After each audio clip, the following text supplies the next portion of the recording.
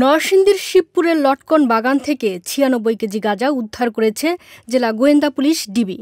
বুধবার ৫ ফেব্রুয়ারি দুপুরে এক প্রেস বিজ্ঞপ্তিতে এ তথ্য জানান জেলা গোয়েন্দা পুলিশের ভারপ্রাপ্ত কর্মকর্তা ওসি এস.এম. কামরুজ্জামান। জেলা গোয়েন্দা পুলিশের ভারপ্রাপ্ত কর্মকর্তা ওসি এস.এম. কামরুজ্জামান জানান, সোমবার সন্ধ্যায় গোপন সংবাদের ভিত্তিতে জেলা গোয়েন্দা পুলিশের এসআই মোহাম্মদ আব্দুল গাফফারের নেতৃত্বে একটি দল শিবপুর থানার নতুন আটাশিয়া সৃষ্টিগড় এলাকায় অভিযান পরিচালনা করে। এ সময় ওই এলাকার মনির হোসেনের লটকন বাগানে পরিত্যক্ত অবস্থায় ৬টি প্লাস্টিকের বড় বস্তা উদ্ধার করেন। পরে বস্তাগুলো তল্লাশি করে ১৬ কেজি করে মোট ৯৬ কেজি গাঁজা উদ্ধার করেন, যার আনুমানিক মূল্য প্রায় ১২ লাখ টাকা। এগুলো জব্দ ও তালিকা করে কোর্টে প্রেরণ করা হয়েছে।